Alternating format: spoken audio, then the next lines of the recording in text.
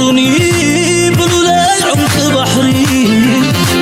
حصاري ريندي درسنا فخري وأحصيت منزشن دندوازا وكاقفي لندي تتسمي مكانزا دقم حجي ستتيالن من كبيني يا زبلي قلف يا ميتا قلف يوريتنا حدا ولا اسمرا زركب الصليب قلبي بالانتقالا بالقلب عيني المزمان كما يدمع زراتك زقم بيد مكي زرب أفانا يبتصف إذنا إزناتي عمبابا يلا لا كربا ورماي رصاص يلا ما كربا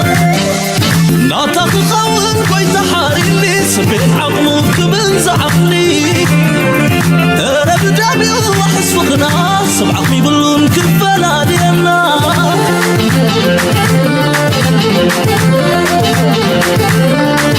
لسا ملايك بنتي زامد راويت جنتي بطبع بجهو كم ساعت بلادي أفضراوي علمي ماني وربيو أبتني يستاح ملك المئة دفئي بالكندا زحر الله تموت لك كم أملا كم تأملا نسايا والبلاي نسايا والبلاي نسايا والبلاي نسايا والبلاي لسا ماليك بنتي زامد راويت جنتي قبل طباب جفو كم تطول عليك أفض راوي علمي من يرميو أبقى ستاح ملك المئة دفئي بالكندا سلام تخطاتلتنا إذا channel كما يتخونوا تبوك تكونوا ناي ووترو تمنيتنا يو لومون كم ووترو العلا قداس نزلهم عبيت زيناتات حزنا لكم مسينا لنا بچم أبزوريا أبزا عالمنا بزو نقري زفتسم زلو of course سفيح كاسلو زون عالم نقدني كفتسم جن مسانا انتاي تسلوا على ووميو لذي كابتغل زفتسم زلو نعنا بغبتا بتزاواري كم قلة سبات أبن نبرو لزلنا عالم كم حبرة سب كم حقر دما ركب زلوا من تلوا زلوا من ايفنت سكر كنفتنينا سام موداتا مسانا كصنعو لايك مقبار سبورت مقبار شير مقبار سبسكرايب زي قبركم زحات اللهم سبسكرايب مقبار كومنت مسحاف دما نتسرحنا ندخامنا عاب حق زي قبرو صبوق تحستو قينون سلدي سمعنا نابكالو تبصحي دما حبرتسبنا كنحلون كعبيلون يخل مالتيو لومي بغطباوي بوتادراو بصلوا زغبر زلو وددر عندنا ابزوبانا زغبر زلو بزو عينت نغرات كنركفتنينا سام موداتا دما مسانا كصنعو نحتكم በዚያ ክንፈል መጀመሪያ ኢትዮጵያ ጦር የተልእኮ ስምሪት ላይ እየተደራደሩ መሆኑ ተሰምቷል። ትናንት በሶማሊያ ስምሪት በጀመረው የአዲሱ የአፍሪካ ህብረት ድጋፍ ተልእኮ ላይ ኢትዮጵያ ለመካተቷን ተከትሎ በሁለቱ ሀገራት መካከል ድርድር እየተደረገ መሆኑ ታውቋል። ግብጽ በተሳተፈችበት አትሚስ በተካው በሶማሊያ አፍሪካ ህብረት የድጋፍ ተልእኮ የኢትዮጵያ ጦር እንዳይካተት ሞቃዲሾ መከልከሏ ይታወሳል። ይሁን እንጂ ስምሪቱ ከጀመረ በኋላ የኢትዮጵያ ጦር በአዲሱ ተልእኮ በሚቀጥል እጂ እንታዩ ዝባሃል ዘሎ ክልተ ነገራት ክንሪና አመንጎ ኢትዮጵያን ግብፅን አመንጎ ኢትዮጵያን ሶማሊያን ዘሎ بخمي كنقولصو نخلت زمدناون بتخكل يرداكان يجن ورد ديب زلوا يمشم إثيوبيا كاب سوماليا تقليلا نخطوص كم زلوا كاب قلت حدا إسرع حمشتن جميرة سراويتا كسحب كم زلوا ترى سوماليا محس انتا جيرانيرا انتقوني أبزوانزي أمونغو كلتين هجرات بزقبر زلوا من قدي سراويتنا إثيوبيا كم حق أب سلام كوينو أب سوماليا كسأنح كم زغل يتعارلو إنا نسمع زلنا أتي أب أنكرا استفدت مسمع وننتقون بعبيو أبي أحمد ودا يركب ولا قل يركب انتايو من الباس سراويتي أب سوماليا نخص أنح مجاهم قرفوني نتركوا دماء دليت كان قبل الكائن نزيان سوماليا أمنا لنا زبلي يمثل بزو خاين بتي سراويتنا إثيوبيا أب تجربة قتل كم زغل ذا تنبه كنتات نرلنا أمونغو مقادشون أمونغو مقادشون أديس أبان منيستر مكلخالات ناي كلتين هجرات ركب تخايد له التمنيستر مكلخال ناي سوماليا بزحات سوماليا وين كصحف خلوا انتايم زبلو ስለያ ናይ ቱርኪ ኣብ ሶማልያ ከም ዝኾነ እዮም ዝነብሩ ዳርጋ ምስ ቱርኪ ቋንቋ ቱርኪ ዛረብ ይመስለኒ ምስ ቱርኪ ጥቡቅ ዝምድና ዘለዎ ቱርኪ ድማ ትቋፀሮ ሰብ ምዃና እዩ ዝንገር ብኻልእ ኣዘራርባ ኣብ ሶማልያ ዘሎ መንግስቲ ኣነ ከም ኤርትራዊ ኮንኩን ዝብለኩም ዘለኹ ኣገደስቲ ብዙሓት ሰብ ፈለው ዝገብሮም ሶማልያውያን ፈለው ስለ ዝገብር እቲ መንግስቲ ኢድ ናይ ብዙሓት ሓይልታት ዝኣተዎ ምዃኑ እዩ ዝንገር ኢማራት ትፀልዎም ሰባት ኣለው ቱርኪ ትፀልዎም ሰባት ኣለው ኣብቲ መንግስቲ ኣሜሪካ ትፀልዎም ሰባት ኣለው ኢትዮጵያ ትፀልዎም ሰባት ኣለው ስለዚ እቲ መንግስቲ ናይ ሶማልያ ብብዙሕ መንገዲ ዝዝወር መንግስቲ ምዃኑ ምግንዛብ የድሊ ምክንያቱ ነፍስኻ ትኽእል ክሳብ ዘይኮንካ ኩሉ ግዜ ካልኦት ክዝውሩኻ ንኣጀንዳ ናይ ካልኦት ንክሰርሕ ግዴታ እዩ ስለዚ ኣብዚ ሕጂ ንሪኦ ዘለና ኢትዮጵያ ጠቕሊላ ክትወፅእ እዩ ዝበሃል ዝነበረ ምናልባት ክፀንሑ ይኽእሉ እዮም ምናልባት እቲ ዘለዎም ፅልዋ ክቕፅል ይኽእል ይኸውን እዩ ዝብል ዘረባ ኢና ንርኢ ዘለና ንሳቶም ነዚ ጉዳይ እዚ እቲ ዘሕዝን ክፋል እኮ it's really a joke ኤርትራ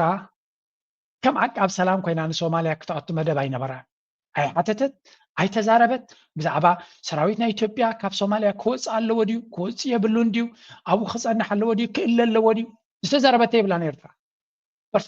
for whatever reason እንታይ እቲ ምክንያቶም ኣይርዳእንን እዩ ኩሉ ግዜ እቲ ኢትዮጵያ ምስ ሶማልያ ትገብሮ ዘላ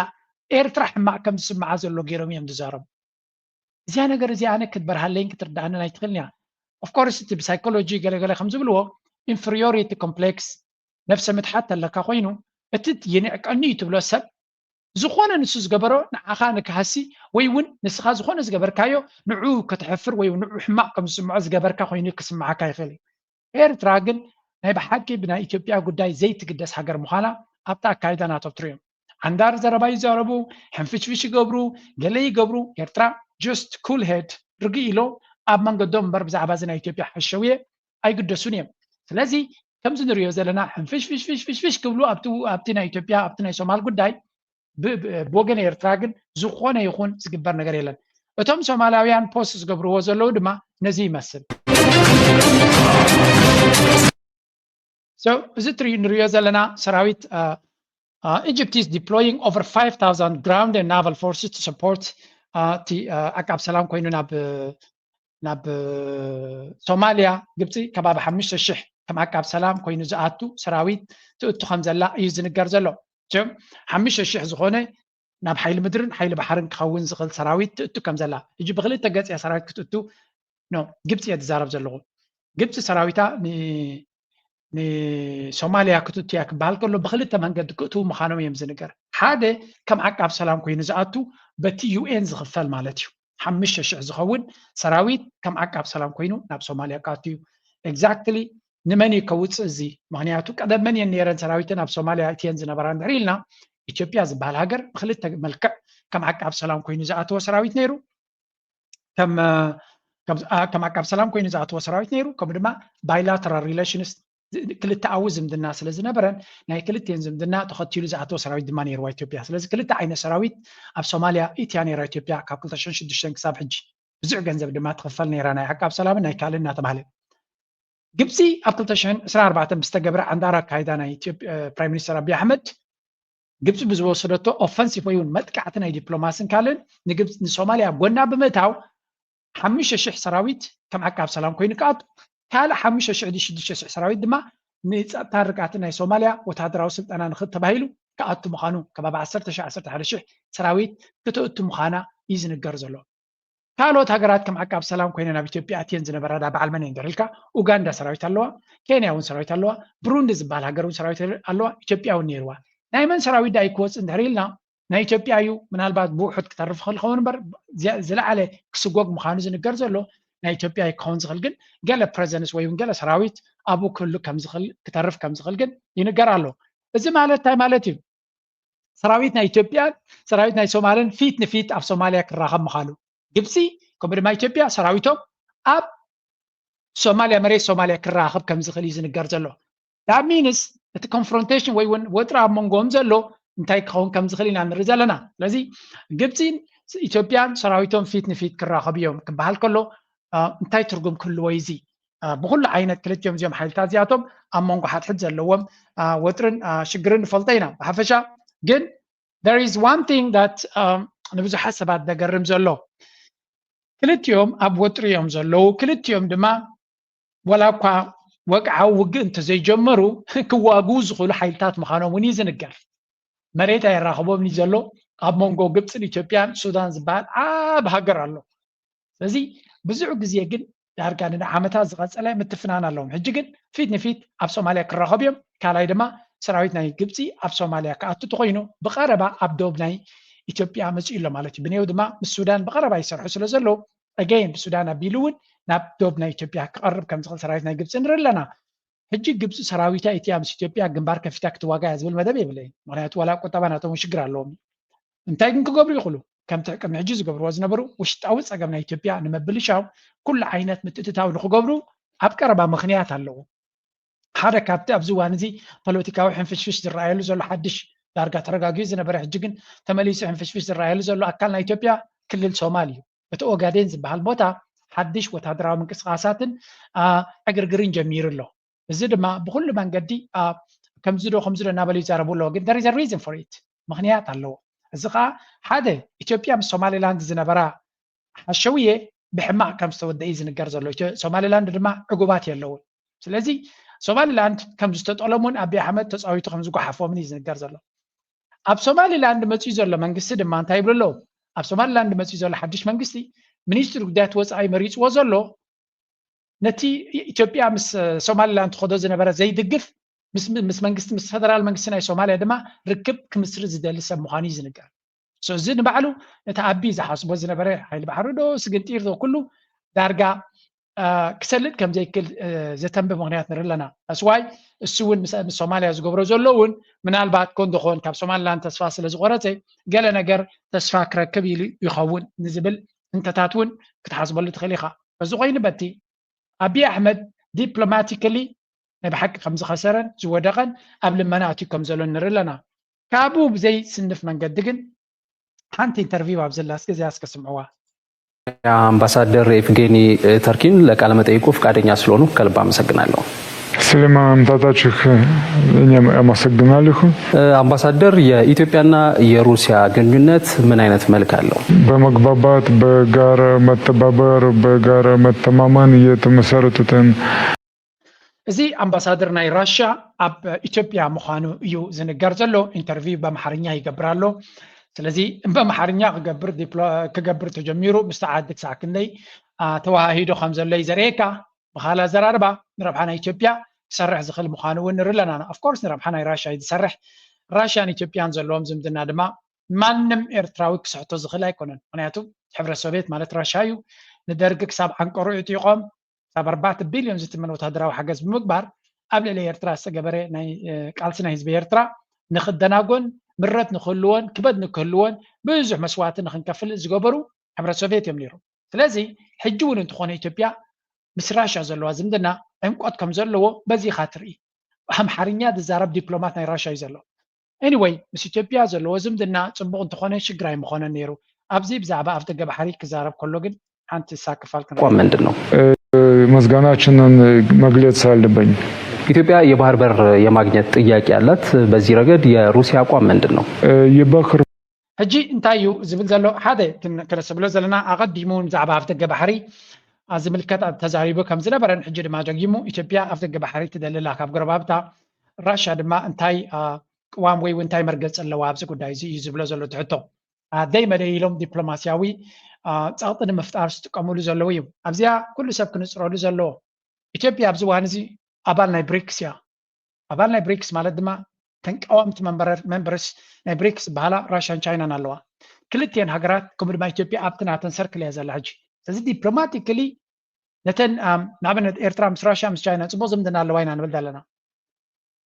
ኢትዮጵያን ካባና ላዕሊ ዝምድና ከም ዘለዋ ምፍላጥ የድሊ ኣብዚ ስለምንታይ ኣካል ናይ ብሪክስ እያ ኢትዮጵያ ኣካል ናይ ብሪክስ ማለት ኣብ ዝኾነ ይኹን ፕላትፎርም ቻይናን ኢትዮጵያን ቲ ብሪክስ ክዕወተሎም ይደሊ ኣለዉ ስለዚ ኣካል ናቱ ድማ ኢትዮጵያ ኮይና ኣላ so this means ቻይናን ኢትዮጵያን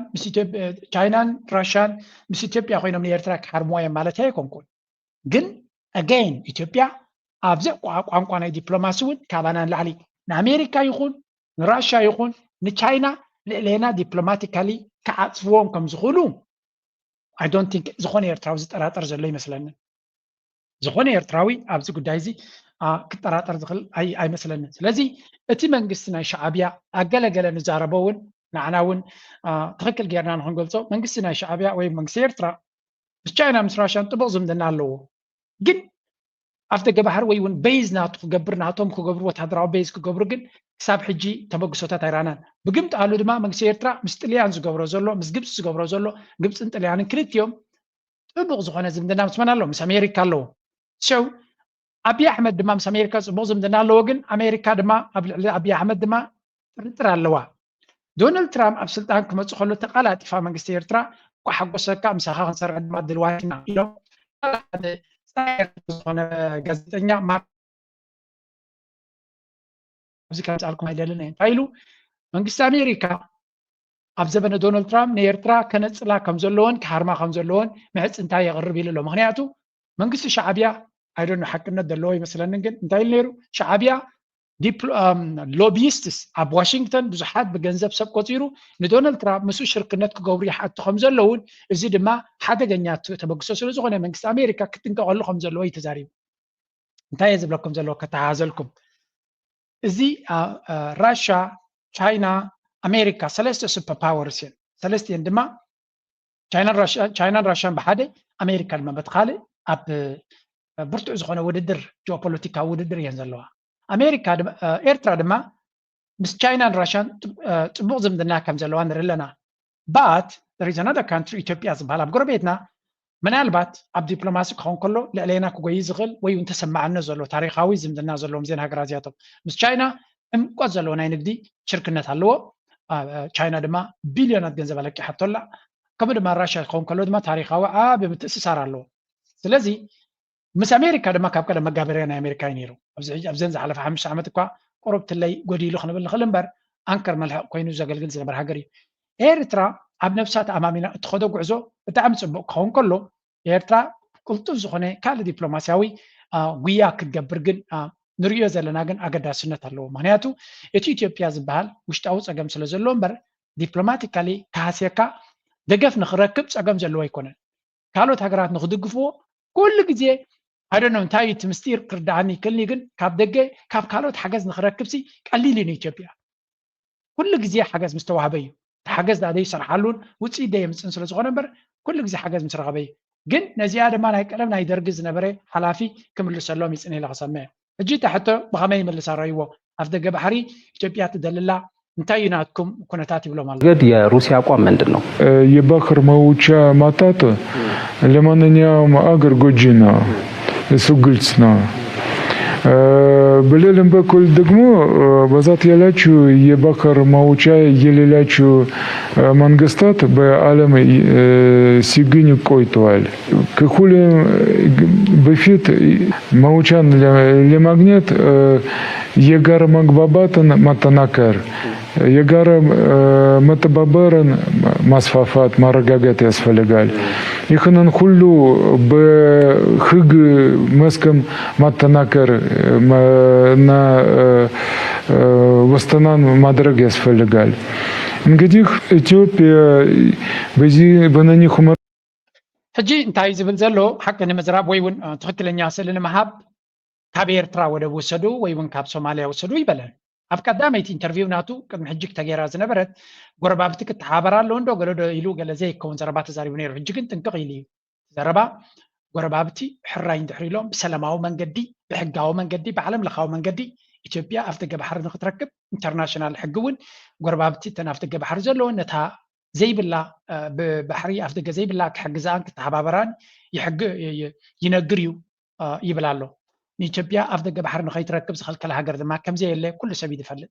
ሓሸውየ ይፃወት ከም ዘሎ መለስ ኣብይ ኣሕመድ እምበር ኣብ ደገ ባሕሪ ከፊሉ ከም ካልኦት ሃገራት ንክጥቀም ዝኸልከሎ የለን ብናፃ ናይ ካልእ ኣብ ደገ ባሕሪ ንክጥቀም ዘፍቅደሉ ሓይሊ ድማ የለን እዚ ዝኾነ ይኹን ስርዓት ኣብ ዓለም ዘሎ ሓይሊ ዘሎ ወላ ዘይብሉ ክቕይሮ ዝኽእል ነገር የለን ዘይ መሬትካ ይትህብኒ ኢኻ ዘይናትካ ይትህብኒ ኢኻ ዘይናትካ ይትወስድን ኢኻ ከምንታይ ፀገም ኣለካ ዋላ ብዝሕዝብ ኣለካ ዋላ ፀገም ኣለካ ናትካ ሕቶ እዩ ዘይናትካ ኣይናትካን እዩ ኢልካ ተኻሪኻ ብሕጋዊ መንገዲ ክጥቀመሉ ግን ዝኽልክለካ ሓይሊ የለን ስለዚ ኣገይ ዋላ እኳ ንኻልኣይ ግዜ ከምፅዎ ከሎ ኮንዶኾን ገለ ፕሮፓጋንዳ ንምግባር ይጠቕመና ኸውን ኢሎም እዮም ፅኦም ግን ተጠንቂቑ እዩ ዝምልስ ዘሎ ኣብዚያ ዘረባ እዚኣ ድማ بوجن سوماليا نشتي زاربيو سجن كابتي بأنكرة تغيرز بهالزلي خوش بممسرت كإلما مدرسة اندمتشل إنيام عمنالخو إنيام بسلام بمودادد بمتبابر يمي مسرتون مفتكي مدرسون إن دقفالن أسفلاجي كخون كتتيكن يراسачнан درشان لما بركات زجيجو نخونالن بي أمنالخو جن وانا ونمينا يميچاو тут كتتا ኢንትረስት ያላችሁ የጎረቤት ሀገሮች ነው። ኢትዮጵያና ሶማሊያ የተፈራረሙት ከም ዘረባናቱ ንሕና እንድሕር ተሓቲትና ዝምድና ዲፕሎማሲ ንምፍጣር ዝርርብ ንምፍጣር ክንተሓባበር ንኽእል ኢና ግን ምስተን ጎረባብቲ ተረዳዲእካ ተዘራሪብካ ተመያይጥካ ክግበር ዝኽእል ብሰላማዊ መንገዲ ክኸውን ተባብዕ ይብላሎ ነዚ ድማ ዝኾነ ይኹን ሃገር ዝፀልኦ የለን ዝኾነ ይኹን ሃገር እውን አንፃር እዚ ዝዛረብ ነገር የለን ስለዚ ብዓለም ለኻዊ ሕጊ ብትክክለኛ መንገዲ ምስ ካልኦት ተረዳዲእካ ዝግበር ነቲ ዘሎ ቴንሽንስ ንምግዳል ድማ ክንተሓባበር ንኽእል ኢና ኣብታ ናይ ሶማሊያ ግን ይሓቶ ንእሽተይ ሰሚዕና ክንውዲ የተፈራረሙት የአንካራው ስምምነት ኢትዮጵያ የባህር በር እንድታገኝ ምን አይነት አስተዋጽኦ ይኖረዋል? ሁለቱ ወገኖች ከስምምነት መዳረስ ችለዋል። አሁንም ይህንን በወረቀት የተጻፈውን again ኣብ አንካራ ድማ ሶማሊያ ልኡላውነትን ግዛእታዊ ሓድነት ናይ ሶማሊያ ክሳብ ዘኽብረት ኢትዮጵያ ኣብቲ ገባሕር ንኽትርከብ ዌልካም ኩሉ ግዜ ዌልካም እዩ ፕሬዚደንት ናይ ሶማሊያ ሓሰን ሼክ መሐመድ ኣብ ዕለት ሓደ ዕለት ክልተ ዲ ወላ ዕለት ሰለስተ ወርሒ ሓደ 2024 ድሕሪ ተኣቢ ምስ ሶማሊላንድ ምስ ተፈራረመ ቀልጢፉ ኣብ አልጀዚራ ኢሉ 5 ወደብ ክንበ ንኽእል ብሕጋዊ መንገዲ ምሳና ምስ ፌደራል መንግስቲ ተረዳድዩ ኣብ ደገ ባሕሪ ሂዝ ዌልካም ዝኽልክሎ ነገር የለን ልኡላውነት ናይ ሶማሊያ ጥሒሱ ግን ክግበር ኣይክእልን እዩ ኣድላይ ተኮይኑ ንኩናት እውን ክንወርድ ኢና ኣብዚ ጉዳይ እዚ ኢልዎ ነይሩ በቲ ኮይኑ በቲ ዓመት ሙሉእ ሸንኮለል ኢሉ ሕራ ኢሉ ኣብኡ ተረሪዑም ኣሎ እዚ ራሽያ ኣገይን ኣብዚ ጉዳይ እዚ ጠምለቕ ይብል ኣሎ እዚ ኣምባሳደር እዚ ኣብዚ ሕጂ ዝገበራ ኢንተርቪው ግን ነቲ ጉርብትና ዝሓስብ ዝኾነ ይተዛረበን ቅድሚ ሕጂ ግን ሓንቲ ሰንሲቲቭ ዘረባ ተዛሪቡ ነይሩ ኣብዚ እውን ኣቕሪብናዮ ነርናዮም ካልኦት ኤርትራውያን እውን ሪኣክት ገይሮምላ ነይሮም ኦኬ ንቐፅል ካብዚ ብምቕፃል እቲ ዝግበር ዘሎ እዚኣ እስከስምዕዋ ሓንቲ ብዛ ኣላ ክግበርኩም ዘለሊ ጊቭ ሚ ሰከንድ የኬጂቢ መቼስ በጣም ለሁላችሁም ፐዝል መሆን አለበት። ምክንያቱም አላይነን ደጋፊያችን ነው። ሶማሌ ጦርነት አብረን ተዋግተናል። በኤርትራም ውስጥ አብረው ከኛ ጋር ነበሩ፣ በመሳሪያም በሀሳብም በድጋፍም። ምንድን ነው ብዙ መክረውናል። እውነቱን ለመናገር ኢንፐርሰን ባለሁበት እዚ ሰብ እዚ ናይ ደርጊ ወታደር ድዩ ሓላፊ ዝነበረ እዩ ኣብ ግዜ ቃልሲ ናይ ህዝቢ ኤርትራ KGB ስለያ ናይ ራሽያ ማለት ናይ ሕብረት ሶቪየት ዝነበረ ብዙሕ ግዜ ይመኽሩና ነይሮም እንታይ ኢሎም ይመኽርዎም ነይሮም መሲልኩም ራሻውያን ኣብቲ ግዜ ኩናት እንታይ ኢሎም ይመኽሩና ነይሮም ይብላ ኣሎ ስምዕዎ በጦርነት አታሸንፉም ይሄን ነገር እናወያያችሁ እናገናኛችሁ ታረቁ በሰላም ይሄን ጦርነት ተገፋችሁበት ትልቁን ነገርም ሉስ ታረጋላችሁ ሀገሩንም ጠቅላላውን ሉስ ታረጋላችሁ አታሸንፉም ወደ ትልቅ ክላስ ትገባላችሁ ብለው በተደጋጋሚ ብሪዥኔቭ ጋር በሄንበት ጊዜ በተደጋጋሚ ነግረውናል። በነገራችሁ ላይ ስንታይ ዝብል ዘሎ ራሻውያን ነዞም ሰባት እዚኣቶም ብኩናት ክስዕርዎም ኣይትኽእሉን ኢኹም ምሶም ተረዳዱ ተዓረቑ ድሌቶም ስምዕዎም ምሶም ተዘራረቡ ይብልዎም ከም ዝነበሩ ራሻ ብጀነራላታ ይኹን ብመኮንናታ በሰልጠንታ ነቲ ኩናት ናይ ኢትዮጵያ እቲ አንጻር ኤርትራ ዝግበር ዝነበረ ቃልሲ ራሽያ ብምሉእ ሓይላ እያ ተሳቲፋቶ ሕብረት ሶቪየት ማለት እዩ ብምሉእ ሓይላ እያ ተሳቲፋቶ ብጣዕሚ ኢኻ ኣዳኺምዋ ስለዚ ነቲ ኩናት ይርይዎም ስለ ዝነበሩ ነዚኦም ሰባት እዚኣቶም ክስዕርዎም ኣይትኽእሉን ኢኹም ምሶም ተረዳዱ ግን ትደርግ እቲ መንግስቲ ሃይለማርያምን ንሱ ካድረታቱን ክረዳዱ ይደልዩ ነይሮም እና አይ ቲንክ ሻዕቢያ እውን ክረዳዱ ዝደልዩ ነበሩ ምክንያቱ ዕላማዎም ንፁር ስለ ዝነበረ እቶም ሻዕቢያ እውን ኣይተፈፀመሎም ስለዚ ኣይሆፕ ራሽያ ድሕሪት ተመሊሶም ታሪኮም ይፈልጡ ኮኑ ምስ ኤርትራ ናብ ኢትዮጵያ ተፀጊዖም ክረኽብዎ ዝኽእሉ አንጻር ኤርትራ ከምዘየለ ድማ ንፁር ክኾኖም ተስፋ ንገብር በዚ ኮይኑ በቲ ግን እዚ እውን ኣብ ታሪክ ምውካስ ኣገዳስነት ኣለዎ ንመለስ ናብ ኢትዮጵያ ሓንቲ ነገር ኣላት ንቡ ገይረ ክውድየ ከስብሰባ በኋላ አብይ ጠራኝ። ወደ ተቃዋሚ ፓርቲ ተቀላቅዬ ምርጫ ለመወዳደር እንዳሰብኩ ነገርኩት። ፊቱ በድንጋጤ ተለዋወጠ። ወደ ምርጫ ከመግባት መነገድ ይሻላል፣ አስፈላጊውን ነገር እናመቻችልሃለን አለኝ። እኔ ግን አይ የኦሮሞ ትግል በምትከተለው አመለካከትና ስልት አደጋ ውስጥ እየገባ ያለ ይመስለኛል። ወደ አንተ ቀርቤም ሆነ ከዳር ሆኜ ነቅፌ ማስተካከል እንደማይቻል አይቻለሁ አልኩት። ጠቅላይ ሚኒስትር አብይ በውሳኔ መናደዱን ለመደበቅ እየሞከረ ለማንኛውም ከመወሰን በፊት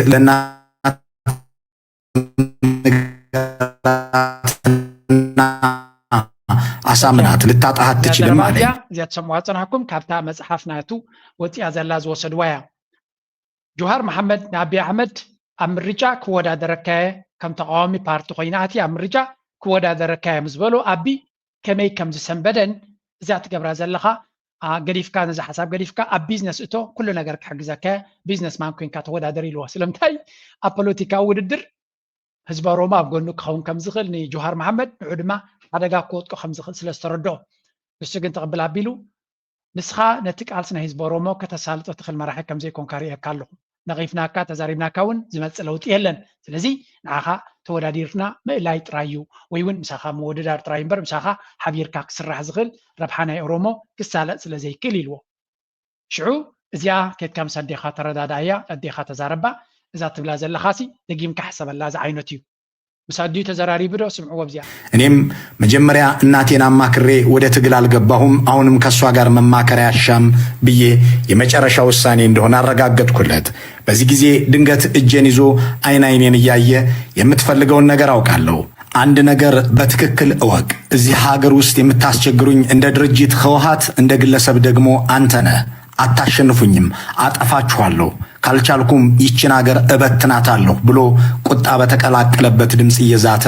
መዳፌን መጥቶ ማለልኝ። ይህንን ሲናገር ፊቱ ጠቁሮ እጁ እየተንቀጠቀጠ ነበር። ይህንን ሐሳብ ቃል በቃል የወሰድነው ከአቶ ጀዋር መሐመድ መጽሐፍ ላይ ነው። አብይ አሕመድ ነዴኻ ሕተታ ምስ ኣዴኻ ተማኸር ምስ በሎ ምስ ኣደይ ተማኺራ ፖለቲካ እያ ተኹን ዝገብሩ ሓሳባት ድማ ኣደይ ትብለንን ኣደይ ግደፍ ትብሎን ግበሮ ናይ ትብለንን እያ ብነፍሰይ ዝኸይድ እየ ስለ ዝበሎ ሓንደበት ዓይነይ እናጠመተ ብኢዱ ሒዝዎ እንታይ ከም ትደሊ እኮ ይፈልጥ እየ ኢልዎ ነዛ ኩርሲ ናተይ ከም ትደልን ልዕሊ ኩሉ ድማ ሓደጋ ከም ዝኾነካ ይፈልጥ እዩ ንጆሃር ብውድብ ደረጃ ህወሓት ይስቃት ናተይ ብግለሰብ ድማ ንስኻ ኢኻ ክትስዕሩኒ ድማ ይትኽእሉን ኢኹም ኢሉ ንክልቲኦም ከጥፋኣኩም እየ አሁን ከጥፍት ዘይክለ ድማ ነዛ ሃገር ክብትናየ ስለዚ ብፍጹም ክትገብሮ ትኽእል ነገር ከም ዘይብልካ ኢሉ እናንቀጥቀጠ ብርቱዕ ሕርቃን ብዘለዎ መንገዲ ከም ዝገለፀሉ እዩ ዝንግር ዘሎ እዚኣ ካብታ መፅሓፍ ናይ ጆሃር መሐመድ ዝወፀት እያ ኢሎም ኣብ ሶሻል ሚድያ ዘውረድዋ እያ ናይ አንበብኳ እንተ መፅሓፍ ግን እዚኣ ዘረባ እዚኣ መፅያ ኣላ ስለዚ ኣብይ ኣሕመድ ጆሃር መሐመድ ዝኸዶ ዘሎ መንገዲ ጆሃር መሐመድ ዝገብሮ ዘሎ ኩነታት ኣብዚ ሕጂ እዋን ናይ ነዊሕ ቂምታ ስለ ዘለዎም እዚኦም ክልተ ሰባት ኣብ ንሓትሕዶም ቂምታ ተራ ቂምታ ዘይኮነ ኣብ ፖለቲካዊ ኣካይዳ ክልቲኦም ነናቶም መንገዲ ስለ ዘለዎም and this is going to be a very serious matter among እዞም ክልተ ብሓፈሻ እዚ ምዕዛቡ ጥራይ ዘድሊ ኣገዳሲ ጉዳይ ምዃኑ መገንዛብ የድሊ እስከ ሕጂ ክልተ ነገራት ክንርኢ ጀሚረ ኣለኹ ዝንግደፎ ናብ ትናትና ክመለስ ኢና listen to this one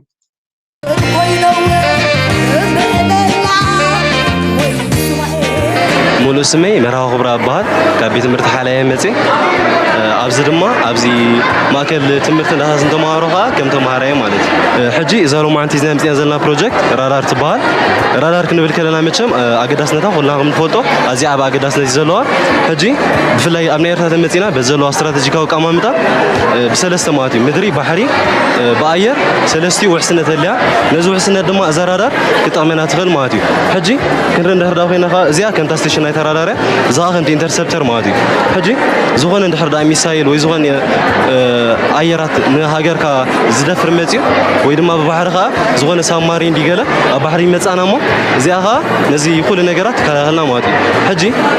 ንኣብነት ሕጂ ዝኾነ ሚሳይል በዚ መፅኡ እሞ እዛ ራዳር እዚኣ ከዓ ከምዚ ኢላ ምስ ረኣየቶ ክትሕሉ ትፀንሑ እሞ ኩሉ ግዜ መጀመርታ ክትሕሉ ከላ ቀጠልያ ጥራይ ተርእየና መሬት ሰላም ኣሎ ማለት እዩ ብተወሳኺ ናይ ዝመፀላ ዘሎ ነገር ብሕብሪ ጥራይ ዘይኮነ ትሕብረና ኣብዚ ብማእዝን ካብ 0 ዲግሪ ኖርዝ ጀሚራ 360 ዲግሪ እንዳዘረ ብናይ ዲግሪ መፃ ኣሎ تحبرنا فلاي رحقات كندي ديستانس ريح يقول بسنتيمتر تعيق لنا ماضي سالسك نغرنا خا بينا برا متصالوت نغرنا ماضي سلازي بز حبرات موركسنا خا زغون حاجه زينا نسدلا تانكتات وي حيل مدر تخوين حاجه زينا نسدلا خا ابانا وصل ماضي حجي كنا دافينا خا مسرايت ابز قيح تحبرالا توسا قيح مسرايت كا كندي بينا برا رحقات متصانالوت نغر كا تحبرنا ماضي كم زنا جبرت ابني حنت هاجر زلو وحسنت تقمنا عيد بروجكت يا ماضي زغون حتى ويري تذكر لكن تلقوا كا الراي امو داتا علامه خانتا يحلم زمان السي رادار كم زمسرته ويون كم زفتريو زارب جلو نالبعد قلقله سبات جكري وخلو كلا زياتهم كقلعو مالتي امعر عقبهم زي حلمو بزح سبكو خم يبل نديكون حدا كم يبل مالسي رادار سيسويل كبقليلو تقبر نغير ايكونن يبلو and I think if I understood one thing زمان سيات كم زحسبو نغير زوم ناشو زغبرو نغير اقناصب كاب زي مرأي ازي عابه نغير كون زخل مخانو ابزا عدمناتو بتاستوهبتو قرب حساب زي كمان جوان دحرقيلو then سلطنات رايخاتبهم resource نهب كايم تخيل and they can do bigger things عبيت نغرات كقبرو لنا يخلو اتا حواوي سك زاربكم ابزون كالاي من سير خيب الله اسكسمعوا بزغا رامي حجرما جريد 11 اب باركا مع كالاي درجه مالال را انت بروجكت اسكا خارج كازلها مجمرتان نزمت بزغير كامس حارسكيا لحريز مت ازرار عندي ازرارها تلتعين زلو تحنا زر بلعل عدرايت مدفو حد ما بوشت ما يترفن مال حجي انت فلالي عينت اكل ما تفلالي عينت ازرار عندي زلو حجي كم دير كامس زر اكيانت زري كدوف تليليها كالاي غير تعرسيها كدوف تليليها ما الله تغرف مال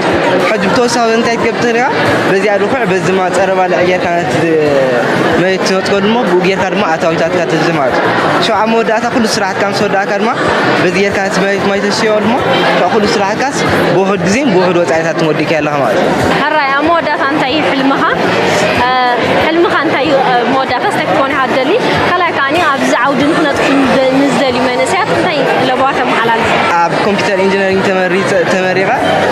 كل سرعه كايدي ابز عاوز خلق زلي نسيات دما السرح قليليو ولا حنت بعرفون دبر تعيكون تخلو تسعرها عند حتى سكالوسي تزليك خلو اتشف دورة خليها So man these kids are really brilliant and ولا حنتي كنبلو نخل ندلي اكتب بحال زخل نغير يلن ناقص لنا رانا يو كن كيدنا جست بزح انوفيشن اللي زلوهم نراهم كن كيدنا زمن سيات ناي بحكي تصفى زهبيهم ابزيا اب اير لينك لاتكم نزيات راي سمياش انا تيري تكبر نغير ماتي سلازي كم عين حلم زلوم سواسي يتحللوا تعرفون زلوم بزقات امس كنغرم دل ماتي بتوساغي كمسغلوم زل اكلات تليمكا مجمرتان ودي كمسغلوم دلي توساغي الممر راي فيلمون افزلها كمسغلوم دل ماتي نممهرك أنا وني مسكنو نزوم ممهران نزوم عليتي نزوم منسيات أب كم زي درجة أنك خدوز قبروهم زلو من البعض إير لينك نزا فيديو ناتي انت سمعكم ما ميري لينك إذا قبر زلو إذا تكالي زي انتاي تكالي يتنعم زمهر زلو زفلطيه بالليل أنا جن كم جورجو مزيوم تكالي زياتهم مرحتناتهم انت تراخي بي فاند ريزر كقبر مخالكون يراب زناتي لازم تكنيكال سكور زين محجاز هذا جزية كل نجار بمنجدتي امباسيتات كخيد على سلازم بلو قربت اللي ابان دساي بلنني معناته بوك خيد يبلون مالتي يكون قلنا احنا بتبقسوناتنا دليتنا هنقبر تدليناها منقد كله يقبع اي ريلي هوب نزي بيت تمرتزي ما حجزنا نيرنا صقاتات مور كلو سلازي زي فيديو زي كفال زي قريسكم ناب ايري لينك ابصحوا ايري لينك بستم تكالات نزرحبوني انا بوغني نزا بيت تمرتزيا زخونه نجر بروجكت هنقبر ولا كل سنه دي تحوسوا وحدات قدوسات ايرتراويان كنا زخونه نجر كنا بركت مغالنا انا سلازي نزا فيديو زي سميكم مزابيت تمرتزيا ركب زلكم سبات اب وساب ناتي كصحفوا لي بتاعتنا يحتت زي مالت جن كاب منغس وصاي ويون مست منغس تكالاوي اسرار حوصاي زي كونه بو منقد نخجبر از بيت تمرتزي حاجز تزركب زلا علي ابركتو خجبر خليو كندي سبات يحجزالو نخندي سبات يردعلو زفلطيه باللين جن بحفشا زي حبريتاز زلكم كتبونا نمعتن قال سب نتايب لان خمسه حساب كتمسخلا بعلخ عنده دلي خرخبو ماي جودنس I don't have time لكل نجار ريسيرش غير خرخبو all I have is قال حتى كتقرب نبوريو نقول لنا جرب على هاد قبرة غلا زكاة على يكوننا بعلم قال لنا جر أنا ميديا يزلهم نتسب زغربه نفس مغربيو كان سرعي حبريت هذا ما دليل يزركب قلنا نقول بيت صفتنا يرتراديو نعوز ملكت كالات دليل كرو بقنا يكلنا هفت أدميت حقنا من قارة بغي سازي أتوم نعود فلتو سبات عند حبابيركمنا سناي نحن ون ولا $100 ون $100 تنسد لهم نيرنا $100 maybe نحن معلتنا شهيهم قلنا توم قرصقت كونهم تخل بانن كيكن غير كادي ولا قال نجر كتكبر مخالد نيشتي نجر زبحال كايلن عبيت نجرات نجبراي كنا نزار زلنا نيشتي نجرات كتحجز تغل أبنت أنا قفند ميجيرا بزيا من قدي $10 نحراوتينا $10 توتينا نفتح بيت مرتخيدو نتي ماشينات جنزب يمز خفلو لزلو نتي متورطات تقوم لزلو جنزب يمز خفلو لزلو كابدجي يدمز سلازي إذا نبرات زي تجزيون خمسة نتا بيت مرتي نتا كوليجي نتا قلة حجز كوني خل كم زي عينت بروجكت نخن قبرت ما نايقدن كوني يبلون كل بمن قد من قسترايك قبر مستمتك على ترى هايبكا حجز نخد قبر زك على له من قدك فترك خلاله otherwise it's always complicated كل نجار بمن قد حدا من قدك خير وحتيت كابليكيشن يتي خطرك كون ده رقينه maybe سلوت أنتنا تخو قد اللي خليه كل نجار كمان قصة قبر خمسة كل كام أمان مقبلني يدلي سأزي زوم زمان سياداتهم أبدأ نزل فيديو زروز ولا سب 90% ويو 99% نزل حسابنا تي كم زد قفا فلتي زوم بس أنا زيوم كده قفي دليو بزغلت فمن قد كم يقرن عند قفهم نخلكا كبل يخل أزي كسامة يخلي سلازي اتتكال نزك حق الزغل قلتي فكرة غبنا مخالة نيراب كلا علم كميو أتوم تكالات رخيبهم هاي جورج أنت كتقبر مخال كان نزيوم تكالات نزيوم بيت مرتازي عطوم لمحقاس ندحري لهم كيونيسيف كخميز بلاك يونيسيف أنت كتحق الزغل لاب جزانا كتب دبي صدر نازله يونيسيف دي ولا كلهم زمنا UN صراحة نياتات حنسبب قدنا رخيبهم أنت تحجز بلغة حنسبب جزانا إن دبدب الناس ردوا أنت تحجز بلغة يونيسيف أنا يونيسيف كحجز هاي دلنا وأنا يونيسيف نخالع على من فلبين كصدق يخلني لاتين أمريكا كصدق يخلص لازم يونيسيف سوري أنا كحجز دلنا عديه أبير ترازل بيت مرت كم زجن متيو أنت تحجز جورجو ندحري لنا يس أنا نتحسب تقبلها بيله أبناتي أودينس بزوم سايت كانت تقول لهم انتي كن حجز نخلي زوم انا زياتهم نزوم انا زياتهم نقد 100 كنقبر انتي ما قبرنا مستبعله I am 100% confident نفسه كفسب بعاقبك ساتف كم زغلا كان بروجكت of course تي ناب حدا بوتا خيدو نعملوا ايرترا خزرقع يقلن دري الكاغن of course I understand قال سب ايردون يابكم نحنت بروجكت ريخا نزيا بيت مرتزيا انت سفيعه ايرترا وكل كرغبايو زوم بزي زفري زلو دمان هاجر ايرترا يم كغلغلو زوم من هزانا زياتهم تحجزناهم تكنولوجي نخربو اتي منغست زغبرو زلو سراح دما دفيت كخونو خن عجزينا ندريل كاغن حنغو فايلوم تقالاتي فمزيوم اوكي how can you do that ندريلوم كا then تهاجر نقدميت كي تخليا زوم بيت مرتاد دما زوم كل زوم انا دما بزو صبو نجر كرغبي يقوليم I think أبز نجار زي بزوج كسر حلو أنت زغل دسم بلنا نيرو بغربة أبدس بلنا جزء نقع نعجز أبهز بلنا شهيك ستخلقه نو زيانا بز بيت مرتك سداين نختبل نو ناب كم زك سداين أنا بفلا بس أنا زت أقرأ نجار كجبري دس بلني معناته مسألة هاجر بس أنا سرزقنا بتمرتي أبيت مرتات رأيانك عجز دس بلني كم قلة سبيه زلكم أنا نهز أنا بتاعنا نعي كعجابات الفترة اللي بتكنولوجي بتكنيكال نجارات زلو أبناء حرشة كونغل أبناء إلكترونيكس كونغل أبناء آيتك كونغل أبناء جله نزياتهم نزوم من سيازياتهم تحجز كتهاجر زل على حجز كتركب تخليها زبل أمنت على النجيجا كله يغل ولات كله يغل وحفشاقد إذا فيديو كلتكم رأيوا أنا أي هوب إذا فيديو زيا نفسخون أنت بسيحكما أنا بزا بروجكت ناتي ملسن ترخيبا كابز ملكوتا كال I would love this نابلني بنفسك حجز مخالكو مسايز حجزوا سبات دما أما يتسعنوا رجزانية جن again حسرت جزء بعلنا حتيتنا ملتك سابز مثلا قال جزء سلا دوسد energy ونسلا زي بلنا جزء ونسلا زي بلنا نقد فنا قرات الله I hope زين قرازي أبقى لك فعل ونحد سب كما قبل سمعيه نزاب دياسبورا زلونك حجز سب حدتك حد ديبارتمنت خفت خلاله جست حنت نقرت صحيف قالوا كلتيفكم اللي سالكاز غل من قدك نقركاز غل انت دي اللي عسرت جزء نابتنا صحفنا نابتقيد بلا كان هنا بقلم لين دحرقين جن نك تحجزون موتيفيشن بالكان سوري انا عجزون سبون كلتيفون براب سمعي تاتيوخ قوم تديلو ابتزيو دحري ما زي تبقين حجزاي تسبدي حجزي الكلمه كتحميو اي قبان مالتي حفشه ناتيريتو نزي مثل نزوم بريليانت من سياد دما اي هوب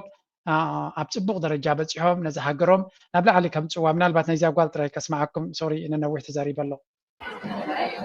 علامة زغون بحافشو نتهم عين سوران يكون وين زغون اب كبابنا زلو تطقم سبا نمحجازيو قالك نهاجرنا معوال مالك مزحتيو غيزه هنرينا عند هاجر درجه عبيتات بتكنولوجي كليك عيثلي مالك ስለዚህ ተቀንዲ ዓላማና ምዕባለና ሃገር ደልና ተጋማትን ምፍታሕ ማለት እዩ ካል ንዝኾ ተገዳስነት ክመሃር ለበዋይ ህብ ምክንያቱ ድሕን ድሊት ኣሎስ ኩሉ ሎ ማለት እዩ ክመሃር ተደልዩ ቀድሊት ጥራያት ከም ይኽገብር ዝደሊ መኸማይ መሳቱ ዝመኽሮም ካይ ዘይኮነ ዘላቦም ተኾይኑ ግዜና ኣብ ዝኸውን ነገር ነባል ከቤት ትምህርቲ ዲያ ኤምዲ ተመሃይታ እግሩ ጎማ ክወፅ የብሉን ምክንያቱ ማለት እግሩ ጎማ ላይነት ገይና ክሰርዓና ማለት እዩ ካልእ ድማ ነዚ ከምኡ እኽሊ ነዚ እንዳጠበትና በባሓደ በብ ናይዚ ላይን ስለትኸይድ እዚኣ ከምኡ ነቲ እኽሊ እንዳጠበትና ትኸድ ዓቂባ መብራህቲ ትሪዎም ኣለኹም ዶ እቶም ሰባት ክሳዕ ክንደይ ተመሲጦም ይርዩ ከም ዘለዉ እቶም ህፃናት እቶም ዝገብሩ ዘለዉ ጥራይ ዘይኮኑ ስቶም ተሪፎም ዘለዉ ኣይ ቲንክ እዚ ከምዚ ዓይነት ኮሌጃት ኤክስፓንድ እንተዝገብራ ብኤርትራ እቲ ፖቴንሻል ኢዝ ኢኖርመስ ዓብዩ ኤርሊንክ ኣይ ላቭ ዩ ትገብርዎ ስራሕ ካብ ልቢ እየ ዘመስግኖ ናይ ብሓቂ ፅቡቕነት ናይ ኤርትራ ንክትፈልጥ ነቲ መንእሰይ ኣብ ደገ ዘሎ ናይ ብሓቂ ዓብ ስራሕ ትገብሩ ኣለኹም ቢግ ኮምፕሊመንት ካልኦት ቻናላት ድማ ኣሰርናትኩም ተኸቲሎም ፅቡቕ ናይ ኤርትራ ብፍላይ ንህፃናትን መንእሰያትን ዝምልከት ከምፁልና ከምዚ ንስኹም ትገብርዎ ዘለኹ ለይትን መዓልትን ክጎዩ እሞ ዝበለፀ ነገር ክንጓየ ተስፋ ንገብር ቴንክ ዩ ቨሪ ማች ናይ ሎማ ርዕስ ኣብ ዝኽውደ ላይክ ምግባር ሰፖርት ምግባር ደገፍኩም ምሃብ ኣይተቋርፁ እታ ሕቶ ናተይ ግን መልሲ ክፅበየላ እቶም ትፈልጡ ድማ ኣብ ኮሜንት ፀሓፉልና ብዋትሳፕ ፀሓፉለይ ቴንክ ዩ ቨሪ ማች እዚኣ ክገትፈኩም